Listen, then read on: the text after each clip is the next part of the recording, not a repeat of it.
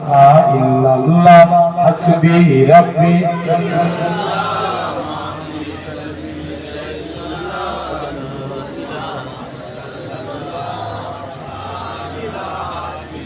লা ইলাহা ইল্লাল্লাহ লা ইলাহা ইল্লাল্লাহ قال الله تعالى في كلام المجيد والفرقان الحميد ولمن خاف مقام ربه جنتان فبأي آلاء ربكما تكذبان وقال رسول الله صلى الله عليه وسلم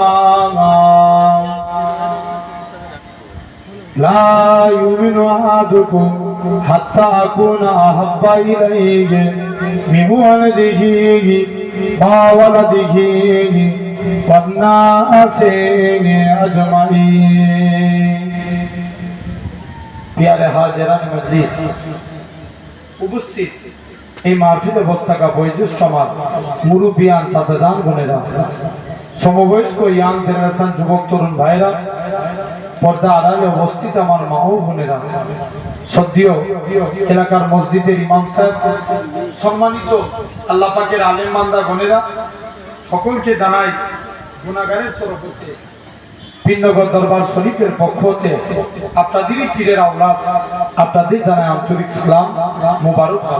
একটু দূর থেকে পড়ে যাবেন, হালকা একটু দূর থেকে পড়ে যাবেন, জেনে রেখে দেন। তথাপিও আলহামদুলিল্লাহ আমরা এই সুন্দর নবিয়ানা মাহফিল এই জান্নাতের বাগান বেহেশতের বাগানে আজকে আমি এসে বসেছি। আমরা দেখতে পাচ্ছি আমরা এই জায়গায় সিরাতের কোলের উপরে বসে আছি। আমার আল্লাহ চাইলে পারে একদিন আল্লাহ আপনাকে আমাকে জান্নাতি সিংহাসনে বসাবে। জোরে বলে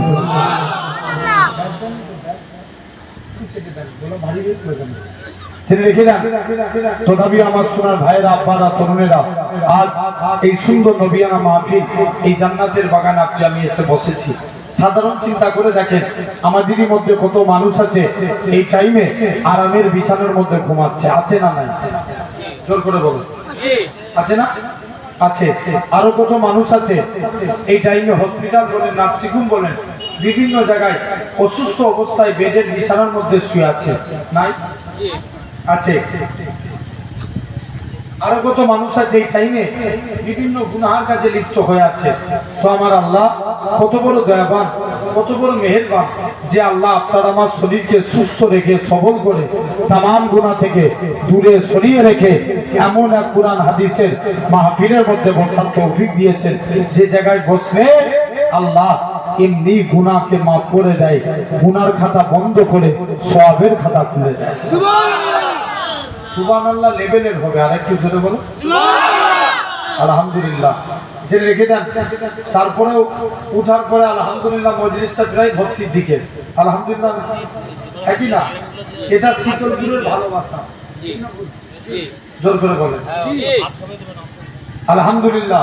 আল্লাহ চাইলে পারে এখন সব খাবারের দোকানও খালি হয়ে যাবে, সব এখানে চলে আসবে, বলেন ইনশাআল্লাহ। এই ক্ষমতার মালিককে আল্লাহ। তথাপিও যারা এখনো রাস্তাঘাটে ঘোরাফেরা করছেন, সাইডে আছেন, সকলে মাহফিলের মধ্যে চলে আসছেন। আসেন এই সুন্দর মাহফিলে বসেছি। সাধারণ আমরা গভীর চিন্তা করে দেখবো। বাপ আলহামদুলিল্লাহ আমি এখনই আলোচনার দিকে যাব। প্রাসঙ্গিক দুটো একটা কথা বলে নেই। এই জায়গায় বসেছি, বসিয়েছেন কে? জোর করে বলো আল্লাহ। যে আল্লাহ শরীরকে সুস্থ রেখে সবল করে তামাম গুনাহ থেকে দূরে সরিয়ে রেখে এমন এক জান্নাতের বাগানে আল্লাহ আপনাকে আমাকে বসিয়েছেন, বলেন আলহামদুলিল্লাহ। ব্যাস আল্লাহ এতটুকুই চাই। তথাপিও ভাইরা আব্বারা তরুণীরা এই সুন্দর মাহফিলে বসেছি। সাধারণ চিন্তা করে দেখেন, বলুন তো আমার আল্লাহ আমাদেরকে কম ভালোবাসে না বেশি? বেশি না?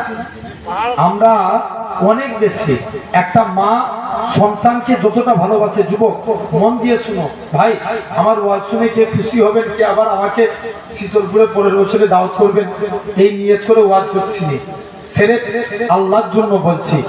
একটা ঘন্টা যদি মনোযোগ ওয়াজের দিকে রাখেন, ইনশাআল্লাহ আপনার জীবন পরিবর্তন হয়ে যাবে। ওই উল্টো দিকে মন করলে হবে না, মন ওয়াজের দিকে রাখেন। আলহামদুলিল্লাহ, জেনে রেখে দেন, আমরা এই জায়গায় বসেছি। একটা মা সন্তানকে কতটা ভালোবাসে। সন্তান যদি মায়ের কাছে যে কাঁদে, মা তুমি আমাকে অমুক জিনিসটা কিনে দাও, মা থাকতে পারে? থাকতে পারে না।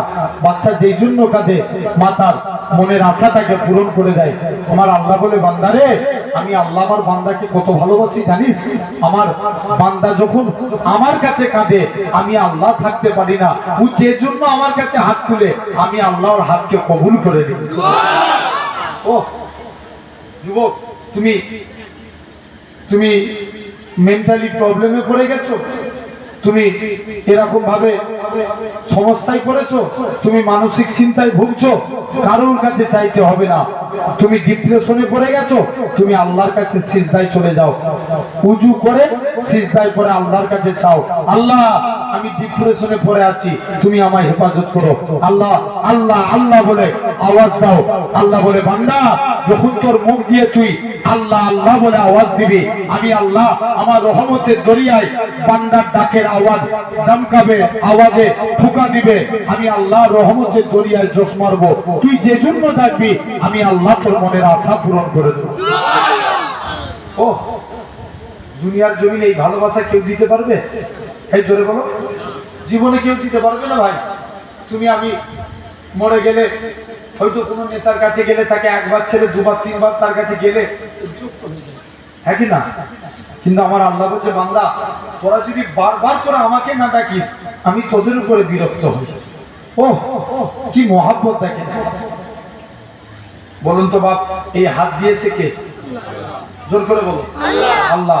পা দিয়েছে কে? আল্লাহ। মন দিয়ে শুনবেন। মুসলমান করে ছেলে মেয়েরা, বাচ্চা তরুণেরা, এই নবী প্রেমিকের আগাম আমার আল্লাহ জানিয়ে দেয়, ও আমার বান্দারে, আমি আল্লাহ তোদের হাত দিয়েছি, আমি আল্লাহ তোদের পা দিয়েছি, আমি আল্লাহ তোদের কান দিয়েছি, আমি আল্লাহ তোদের এত কিছু নিয়ামত দিয়েছি, তোদেরকে চোখ দিয়েছি। বান্দা তোরা আজকের দিনে ছেড়ে, আমি আল্লাহ আমাকে দুটো জিনিস দে, তোরা আমি আল্লাহ আমাকে রুকু দে, সিজদা দে, সিজদা দে, রুকু দে।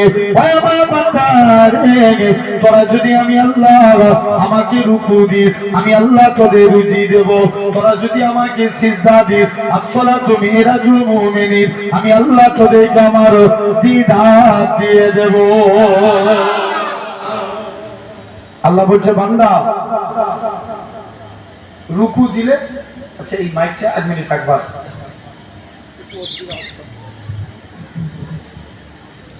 অসুবিধা হয় না তো আপনাদের? আল্লাহ বলছে, বান্দা তোরা রুকু দে, আমি আল্লাহ তোদের রুজি দেব। তোরা যদি সিজদা দিস, আমি আল্লাহ তোদেরকে দ্বিধাত দিয়ে দেবো। জোরে বলবে না? মুসলমান করে ছেলে মেয়েরা, বাচ্চা তরুণেরা, এই নবী প্রেমিকের আগাম আমার আল্লাহ জানিয়ে দেয়, ও আমার বান্দারে, এরকম ভাবে তোরা কত পাপ করেছিস, কত অন্যায় করেছিস, কেননা শুনে রেখে দেন, এই যে 1 মাস রোজা রেখেছি, আল্লাহ নবী জানায়, যারা 30টা কমপ্লিট করে, ঈদের দিনটা সবার জন্য নয়, কিন্তু অনেকে দেখবেন, কিন্তু আমার সমাজে বেশি ঘটে, ঈদের দিনে যারা রোজা রাখে না, তারাই কিন্তু ঈদের নামাজের ফাঁস কাতারে দাঁড়ায়।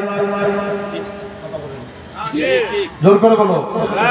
কিন্তু যারা রোজা রাখে, হ্যাঁ তারা আগে দাঁড়ায়।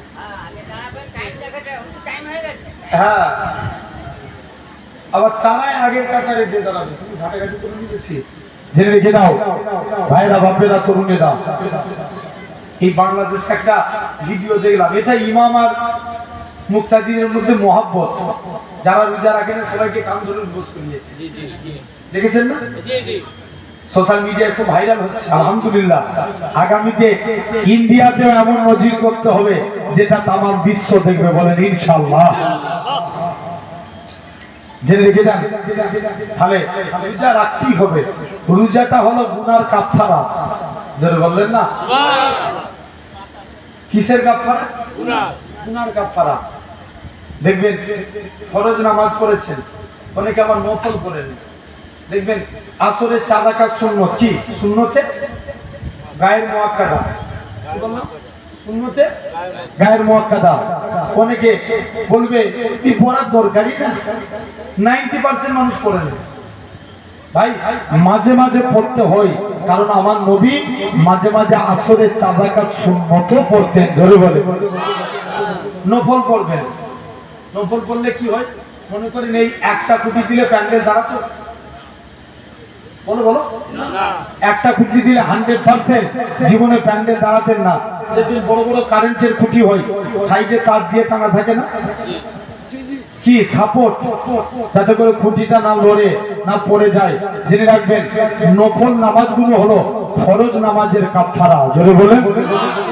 কিয়ামতের দিন যদি ফরজ কোন দিনের অমুক দিনের জোহরের ফরজটা আল্লাহ কবুল করে নেয়, আল্লাহ বলবো নফল করেছিল, যা আমি আল্লাহ মাফ করে দিলাম।